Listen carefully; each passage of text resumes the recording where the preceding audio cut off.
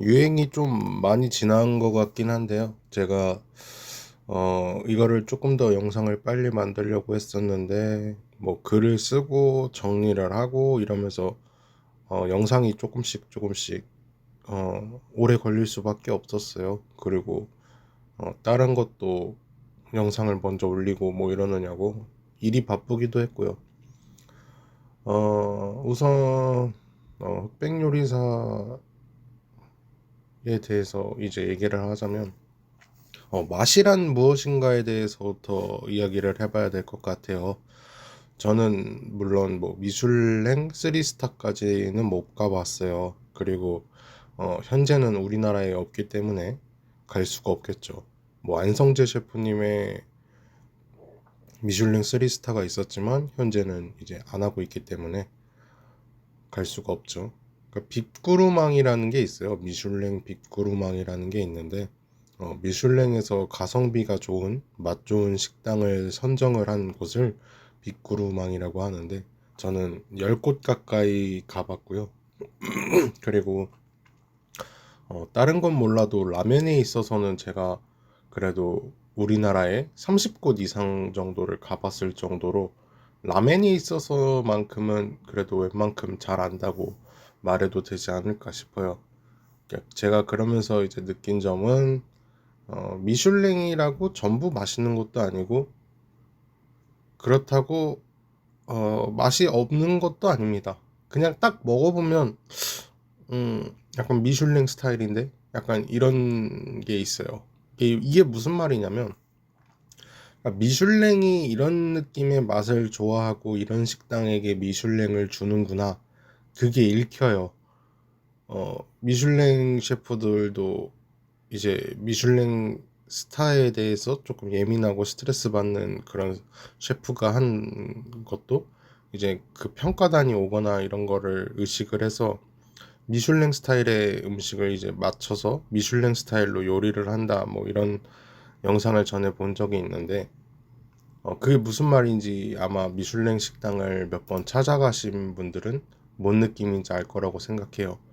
그러니까 어떤 느낌이냐면 이걸 조금 더 말로 풀어서 설명을 하자면 뭔가 그 재료의 본연의 맛을 추구하고 살리고 그러면서 깔끔하고 군더더기 없는 맛을 추구하는 게 약간 미슐랭 스타일이에요. 그러니까 제가 간 모든 그 빅구루망 식당은 흔히 말하는 그런 자극적인 맛이 느껴지는 식당이 단 한 곳도 없었어요.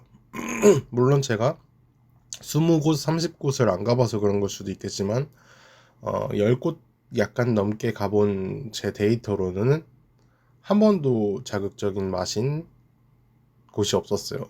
그러니까 그게 틀렸다 맞다라기보다는 뭐 케이크를 예로 들어도 조금 달콤한 맛을 추구하는 케이크점이 있을 수가 있고 좀 덜 달고 깔끔한 단맛을 추구하는 그런 케이크가 있을 수 있잖아요.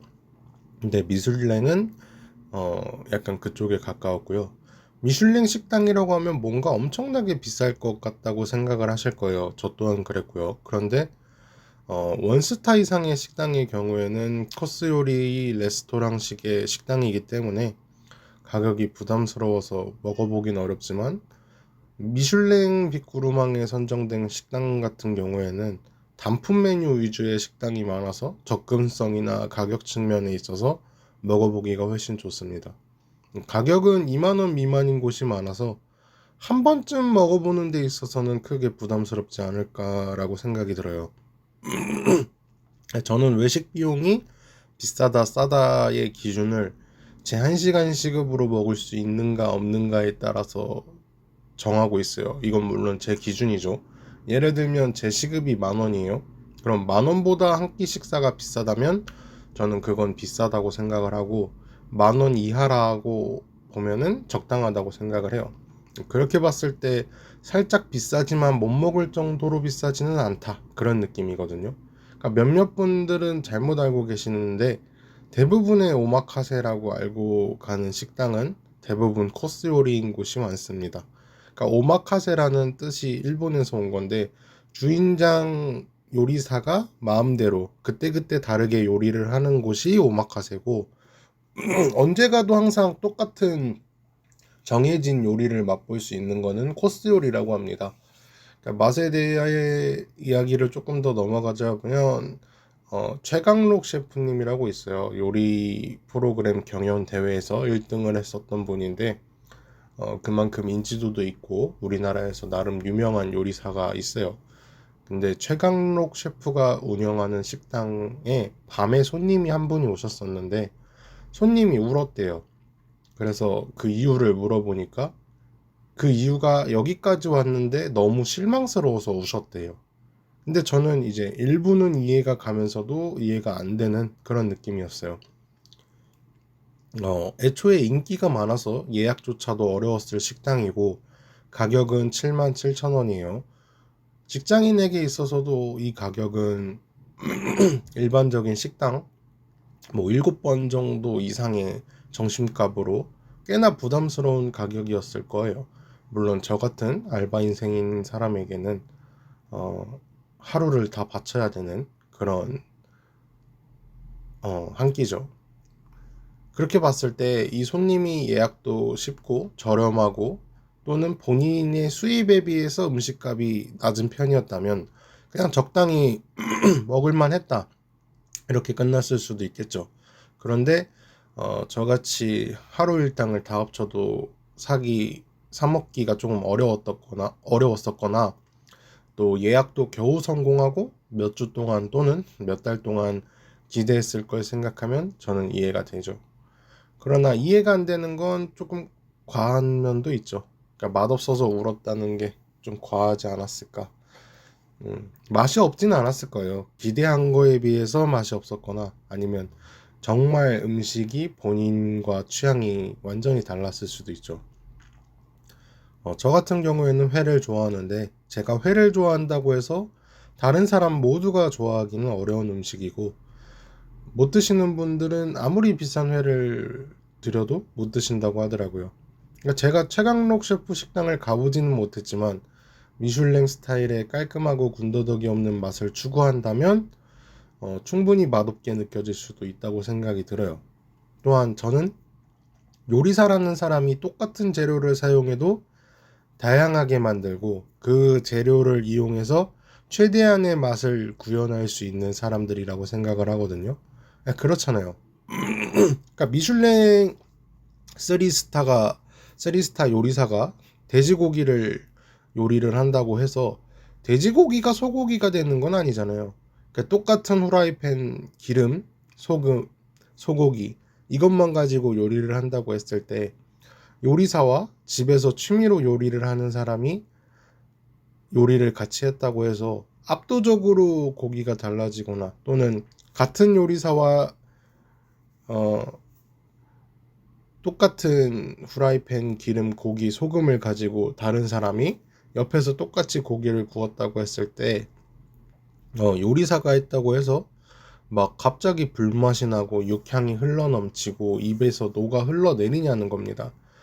그리고 뭐 더 맛있을 수는 있겠죠. 그러나 더 맛있다고 한들 요리사가 구운 거랑 일반인이 구운 거랑 비교를 했을 때 분명히 일반인이 구운 게 맛있다고 하는 사람들이 있을 거예요. 왜냐면 어 그게 더 익숙한 사람들이 있을 수도 있고 또한 요리사가 어떻게 굽기에 따라서도 다른 거죠. 이제 요리사가 가장 일반적인 웰던으로 구웠는데 일반인은 살짝 덜 구운 뭐 미디엄으로 구웠어요. 근데 그 요리 평가를 하러 온 사람들이 대부분 미디엄의 고기를 더 선호를 한다면 오히려 일반인이 셰프보다도 좋은 점수를 받을 수가 있다는 거죠. 그래서 저는 셰프 요리 이런 거에 있어서 너무 환상을 가지고 있고 환상에 젖었던 분이 거기에 와서 식사를 했기 때문에 그런 일이 일어나지 않았을까 생각을 해요. 물론 그 네 가지만 가지고 할 수 있는 상태에서는 셰프님이 가장 최상의 상태의 맛을 보여주겠죠. 그러니까 저는 그렇게 생각을 해요. 계속 비슷한 얘기지만 요리사라는 사람들이 기존의 재료로 낼 수 있는 가장 최고의 맛을 구현하는 사람들이지 돼지고기를 소고기로 만드는 사람들이 아니라는 겁니다. 그러니까 맛있어 봐야 돼지고기고 맛있어봐야 소고기입니다. 그러니까 그 한계가 있다는 거죠. 그러니까 정성이라는 게 눈에 보이지가 않거든요. 근데 맛으로 보여지는 것도 있기는 있죠. 근데 안 보여지는 게 있다는 거죠. 그러니까 쌀을 휘 저어서 씻을 수도 있고 비벼서 씻을 수도 있고 수돗물로 밥을 할 수도 있고 뭐 해양심층수로 밥을 할 수도 있고 밥도 전기밥 소세할 수도 있고 돌 소세할 수도 있고 스테인레스 소세할 수도 있고 뭐 그거에 따라서도 맛이 달라지고 밥에 뭐 다시마를 넣을 수도 있고 다시마를 안 넣을 수도 있죠. 근데 그걸 느끼는 사람도 있고 못 느끼는 사람도 있다는 거예요. 그러니까 최강록 요리사님의 식당 음식들을 보면 뭐 재료가 엄청나게 특별한 게 아니라는 겁니다. 그러니까 일상생활에서도 먹을 수 있는 그런 재료를 신선하고 깔끔하고 그 재료의 본연의 맛을 살리는 그런 요리를 하시는 분이기 때문에 안 맞을 수 있다고 생각을 해요. 그러니까 맛이라는 것 자체가 맛이 없지는 않지만 내 취향이 아닐 수가 있었다는 거죠. 흔히 웨이팅을 1시간 기다릴 수 있는 맛인가? 근데 최강록 요리사 셰프님 같은 경우에는 1시간을 기다려서 먹을 수 있는 음식이 아니었을 거예요. 몇 주 또는 몇 달을 기다렸을 수도 있겠죠. 그러니까 맛에 대한 기대감의 역치가 너무 높아질 수 있다는 거죠. 그러니까 아무리 정성을 담고 아무리 열심히 만든다고 한들 어떠한 음식을 먹을 때 6개월, 1년을 기다릴 수 있는 가치가 있는 맛인가 라고 했을 때 그 정도의 음식을 만들 수 있는 사람이 과연 몇이나 되고 얼마나 되겠고 얼마나 어렵겠냐는 겁니다. 또한 여러분에게 질문을 하나 하자면 바나나의 맛을 설명을 해볼 수 있냐고 했을 때 상세하게 표현을 하면 할수록 그리고 설명을 하면 할수록 더 어려워진다는 겁니다. 그러니까 제일 쉬운 건 바나나 맛이야. 이게 제일 쉬운데 만약에 이것을 설명한다고 했을 때 푸딩같이 약간 말랑한 질감인데 그렇다고 푸딩같이 말랑하면서 흩어지는 건 아니고 그렇다고 감자 같은 질감처럼 약간 보슬보슬거리는 감은 있지만 그렇다고 감자 같은 향이나 느낌은 아니야. 그리고 살짝 미끌한 질감이 있는데 찜찜할 정도로 미끌거리는 건 아닌데 그리고 노란색 같은 맛인데 노란색은 맛이 아닌데 이런 식으로 말이죠. 그러니까 바나나를 한번 먹어봐. 이게 제일 빠르단 말이죠. 그러니까 이게 맛이라는 게 정말 어렵다는 거죠. 그러니까 예를 들어 최강록 요리사가 프랜차이즈 치킨집을 운영을 한다. 그러면 더 맛있을까요? 그러니까 대부분의 사람들은 이렇게 생각을 할 거예요. 최강록이 만든 프랜차이즈 치킨이면 똑같이 해도 더 맛있을 거야. 정답은 절대로 아닙니다. 그럴 수가 없어요. 더 맛있을 수도 없고 더 맛없을 수도 없는 거예요. 그러면 안 되는 겁니다. 왜냐? 그게 프랜차이즈니까요. 납품받는 재료로 똑같은 레시피로 똑같은 조리법으로 만드는데 더 맛있으면 안 되는 겁니다. 이건 그냥 안 되는 거예요. 그러니까 어느 프랜차이즈를 가도 똑같은 맛을 만드는 것, 그게 프랜차이즈라는 거죠. 혼자 다른 프랜차이즈들보다 더 맛있고 다르게 해야 된다면서 뭐 후추를 더 넣는다거나 뭐 하나라도 더 하려고 하면 그때부터 달라지는 거예요. 다른 지점보다 맛있을 수도 있고 맛없을 수도 있겠지만 다른 지점보다 맛있어지면 이제 다른 지점들이 피해를 보는 거고 내가 해서 다른 지점보다 맛이 없어지면 제가 피해를 보는 거겠죠. 그러니까 백종원님 홍콩 반점 사태를 생각하시면 됩니다. 그러니까 사장님이 주방장인 경우면 그나마 다행인데 주방장이 사장님이 아닌 경우에 이제 주방장을 고용해서 쓰는 경우에는 프랜차이즈에서 일하면서 본인의 레시피로 요리를 하려고 한단 말이에요. 이렇게 하면 더 이게 맛있는데 그럼 본인이 본인 가게를 차려서 해야 되는 거잖아요. 그러니까 본인이 칼칼한 게 좋다고 해서 고춧가루를 더 넣거나 본인이 싱거운 게 좋다고 소금을 덜 넣어버리면 그게 무슨 프랜차이즈예요. 프랜차이즈마다 맛이 달라지는데 그러면 그건 개인 가게가 돼버리는 거죠. 세계적인 셰프 고든 램지가 있습니다. 근데 고든 램지의 피자 한국에서 망했고요. 고든 램지의 햄버거, 고든 램지 버거도 장사가 현재는 잘 안 되고 있는 걸로 유명합니다. 그러니까 지금부터 미슐랭 거품에 대해서 이야기를 해볼까 하는데, 미슐랭의 역사부터 알아야 됩니다. 그러니까 지금은 대부분의 분들이 알고 계실 거예요.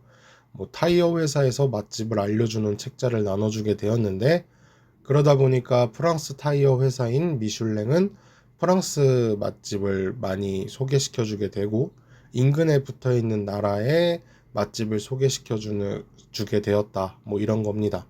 문제는 미슐랭 평가가 공정하지가 않다는 겁니다. 왜냐? 전 세계의 가장 맛있는 맛집들을 소개시켜 준다라고 해놓고 사실상 프랑스인들이 좋아하는 맛집 리스트일 수도 있다는 겁니다. 전 세계에 가장 인구가 많은 인도에는 충격적이게도 미슐랭이 없습니다. 적은 게 아니라 미슐랭이 아예 없어요. 그러니까 인도라는 나라가 전체적으로 다 미개하거나 못 사는 게 아니잖아요. 그렇죠? 인도 부자 엄청나게 부자인 걸로 유명하죠. 왜냐하면 애초에 인구수 자체도 다르니까. 그리고 깨끗한 곳도 많습니다. 물론 뭐 더러운 곳도 있고 미개한 곳도 있겠지만 그건 어느 나라나 다 마찬가지죠. 호텔도 있고 있을 거 다 있단 말이죠. 그런데 왜 미슐랭이 없냐? 돈을 안 줘서요. 미슐랭에 돈을 줘야 평가를 하러 와서 미슐랭에 등록을 해준다는 겁니다. 그래서 우리나라도 몇십억을 주고 미슐랭에 요청을 했습니다. 미슐랭을 해달라고. 상식적으로 생각을 해봐도 인구수가 많으면 식당이 많을 수밖에 없죠. 그러면 미슐랭이 제일 많은 나라는 인도가 될 수밖에 없어요. 왜냐? 식당이 가장 많고 가장 인구수가 많으니까. 근데 세계에서 제일 미슐랭이 많은 나라는 프랑스예요. 물론 프랑스에서 처음에 미슐랭이 시작이 된 거니까 많을 수가 있는데 기형적으로 프랑스에 쏠려 있다는 겁니다. 그리고 전 세계에 가장 인구가 많은 인도는 0개. 이거는 말이 안 되는 거죠. 인도에 문명이 없고 음식이 없는 것도 아니고 길거리에 가난한 음식만 있는 것도 아닌데 말이죠. 그러니까 저는 그렇게 생각을 해요. 한국에 오래 살고 공부한 사람이 아닌 이상 한국의 김치 맛을 평가한다고 했을 때 웃기지 않나요? 좀 짜증도 나죠. 그런데 미슐랭 평가를 하는 사람들이 그 나라 사람이 아니라는 겁니다. 뭐 30년 김치 장인이 명인인 분이 김치 맛을 평가하거나 최소한 우리나라 사람 한국인이 김치 맛을 평가한다면 그러려니 하겠죠. 근데 난데없이 프랑스인이 이 김치는 맛이 없다, 맵다, 짜다 이렇게 평가를 하면 얼마나 어이가 없겠어요. 네가 뭘 알아가 나올 수밖에 없죠. 또한 이제 멕시코 하면 타코죠. 근데 멕시코 본고장에는 미슐랭이 없다는 거예요. 그러니까 미국에 있는 멕시코 식당에는 미슐랭이 있는데 정작 타코의 본고장인 멕시코에는 미슐랭이 없습니다. 완전 뭐 이런 코미디도 코미디가 없죠. 그리고 프랑스 미식의 나라라고 하죠. 그런데 프랑스 식당 서울에 많이 없죠. 그리고 에스카르고 뭐 달팽이 요리라고 하죠. 프랑스 하면은 저는 달팽이 요리 이거밖에 잘 모르겠는데 우리나라 서울에 달팽이 요리를 우리나라 이제 한국에 달팽이 요리를 먹어본 사람이 몇이나 될까요? 그런데 만약에 타코 먹어본 사람, 뭐 아니면 인도 카레 먹어본 사람, 뭐 인도식 카레라고 해도 좋죠. 인도식 커리. 그랬을 때 달팽이 요리를 먹어본 사람보다는 적어도 타코나 인도식 커리를 먹어본 사람이 훨씬 더 많다고 생각을 해요. 저는 주변에 달팽이 요리 먹어봤다는 사람은 없어도 타코 먹어봤다는 사람은 많이 봤거든요.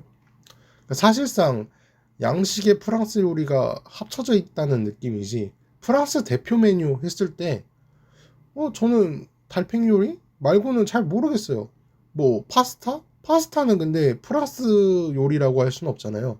뭐 이탈리아도 파스타가 포함이 되고 서양 국가는 약간 파스타가 다 포함이 되는 편이니까. 그리고 이제 마카롱. 근데 마카롱은 요리라고 하기에는 좀 애매하잖아요. 그러니까 요리가 아니라 음식이라고 하기에는 그냥 디저트니까요. 그러니까 이런 게 딱히 없다는 거예요. 그러니까 예를 들면 일본은 뭐 초밥 뭐 이렇게 떠오르고 멕시코는 타코, 인도는 커리. 카레 이런 식으로 떠오른단 말이죠. 근데 이제 멕시코의 타코도 이제 밥으로 먹는 거고, 인도도 커리 이제 밥으로 먹는 건데, 프랑스는 이제 에스카르고 달팽이.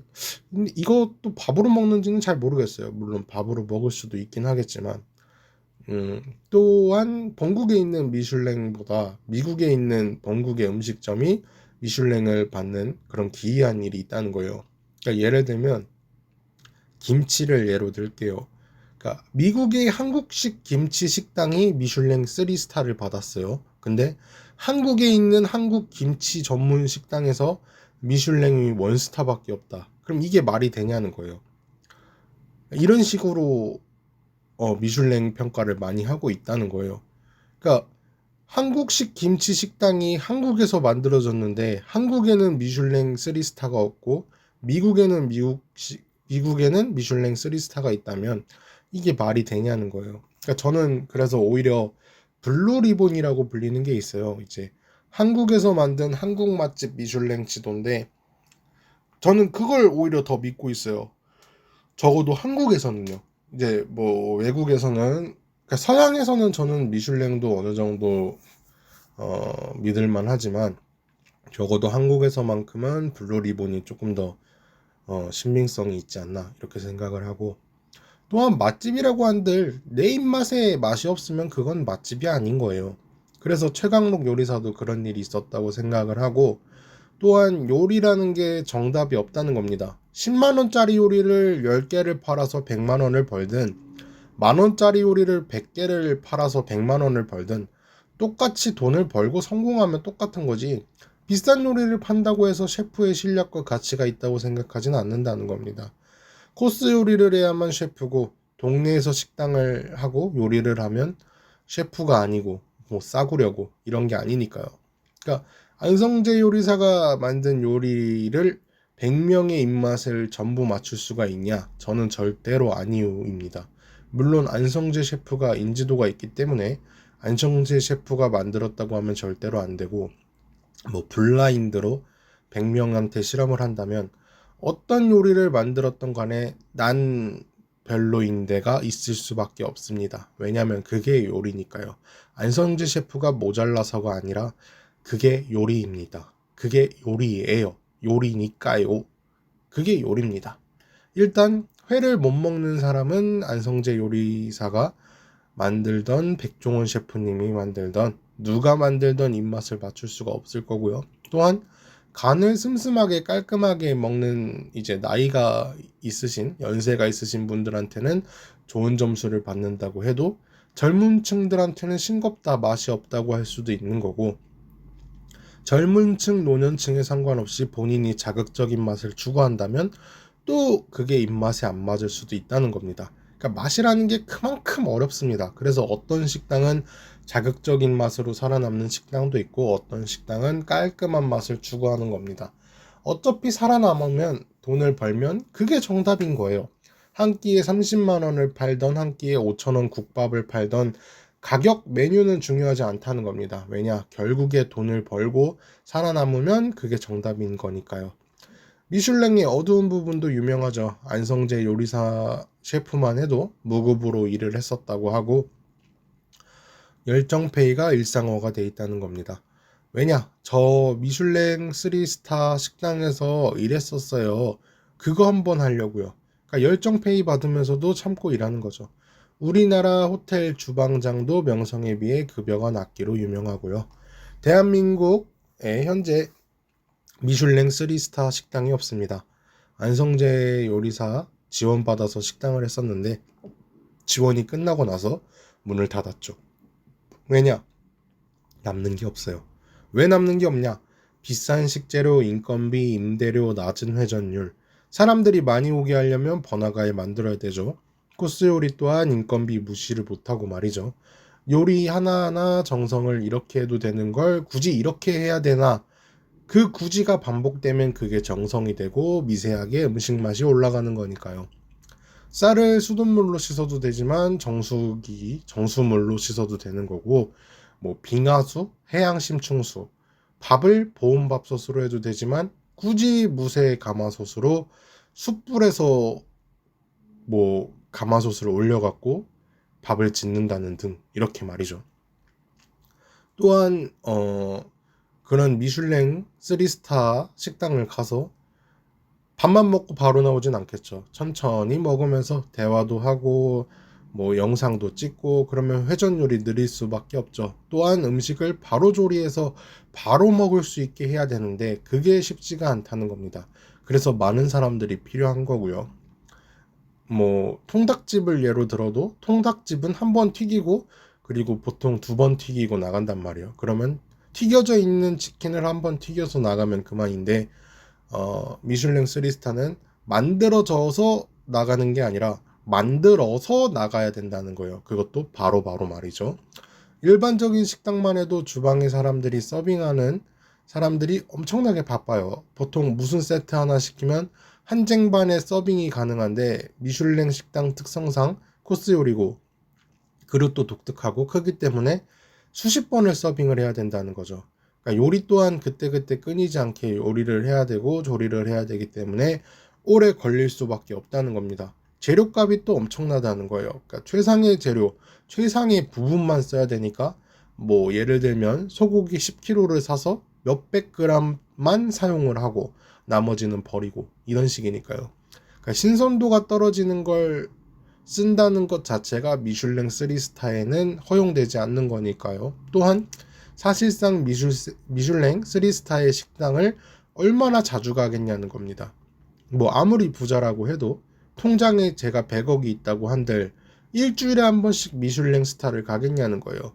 그러니까 메뉴가 똑같다는데 그러니까 예약도 하기 힘들 뿐더러 아무리 미슐랭이라고 한들 메뉴가 계속 똑같은 메뉴면 질릴 수밖에 없죠. 회전율도 느리고 애초에 빠를 수도 없고요. 그러니까 스타 셰프라고 불리는 요리사들이 요리로만 돈을 번 게 아니라는 거예요. 여러분 잘 생각해 보세요. TV에 나와서 몸값을 올리고 반 연예인으로서 연예계에서 돈을 버는 돈이 더 크다는 겁니다. 그러니까 냉정하게 말해서 식당으로 돈을 더 벌면 TV에 왜 나올까요? 그러니까 TV 나올 시간에 식당 운영하기 바빠 죽겠는데 왜 TV를 나올까요? TV 한번 나오면 몇십에서 몇백만 원의 출연료가 나오고 본인의 식당 홍보까지 무료로 되는데 안 나갈 이유가 없다는 겁니다. 그리고 많은 사람들이 생각하는 환상을 다시 한번 또 박살을 내보자면 유명 셰프가 방송을 출연을 하게 되면 식당은 누가 운영을 할까요? 방송 출연할 때마다 식당 문을 계속 닫았다가 열었다가 할까요? 아니죠. 셰프가 없어도 가게, 식당은 돌아간다는 겁니다. 그게 무슨 말이냐? 셰프가 없어도 된다는 겁니다. 셰프가 있다고 해서 압도적으로 맛이 좋아지는 게 아니라는 거예요. 왜냐? 레시피를 개발하고 만드는 일, 물론 그건 어렵고 대단한 일이에요. 절대 무시를 하는 게 아닙니다. 그러나 이미 레시피가 조리법이 완벽하게 만들어졌다면 그걸 그냥 누가 그대로 해도 다른 사람이 배워서 하면 되니까 아무런 문제가 없다는 겁니다. 그렇기 때문에 셰프가 없어도 식당이 운영이 되는 거죠. 미슐랭 3스타를 여러 개 가지고 있는 그런 유명한 뭐 고든 램지나 또 뭐 다른 셰프가 있죠. 근데 그 여러 개의 식당을 어떻게 운영을 할까요? 한 식당에서만 운영을 하고 다른 식당은 다른 셰프들한테 맡기죠. 왜냐? 그렇게 해도 되니까요. 그러니까 이게 환상을 깨는 겁니다. 그 셰프가 없으면 그 식당이 장사가 안 되고 맛이 없어져야 되는 거잖아요. 근데 그 셰프가 없어도 식당은 돌아가고 식당이 맛이 있어요. 그러면 그 셰프가 항상 있지 않아도 된다는 거예요. 그러니까 셰프가 없어도 된다는 것부터가 여러분의 환상이 깨지는 거예요. 왜냐? 그 사람이 만들면 더 맛있고, 그 사람이 만들어야 되는데, 근데 실제로는 그렇지가 않다는 거죠. 그러니까 샤넬이나 명품이랑 똑같이 생각을 하면 돼요. 샤넬을 만든 샤넬 코코, 지금 죽었습니다. 지금 세상에 없어요. 그래도 샤넬의 가치는 이어져 가고 있고, 그리고 샤넬의 디자이너가 모든 샤넬의 제품을 만들진 않아도 샤넬은 명품의 취급을 받는 거예요. 그게 브랜드의 힘이죠. 근데 요리도 똑같다는 거예요. 한 스타 셰프가 탄생을 하고 그 셰프가 그 브랜드를 만들어 버리면 더 이상 그 셰프가 요리를 하지 않아도 그 셰프의 이미 레시피와 조리법이 있기 때문에 그 셰프의 명성과 브랜드가 이어져 간다는 거죠. 그러니까 꼭 반드시 그 셰프가 요리를 해야만 그 브랜드가 이어지거나 그런다는 건 아닌 거죠. 그러니까 제가 여기까지가 이제 제가 생각하는 흑백 요리사 미슐랭에 대한 의견이었고요. 네이버 폼 링크에 항상 제가 하고 싶은 말이나 뭐 고민 상담을 남겨달라고 항상 말씀을 드리는데 그렇게 남겨주시면 제가 영상을 성심성의껏 또 만들어서 여러분에게 영상을 올리도록 하겠습니다. 시청해주셔서 감사하고 요즘 날씨도 춥고 독감이 유행인데 다들 독감 안 걸리게 조심하셨으면 좋겠어요. 네, 감사합니다.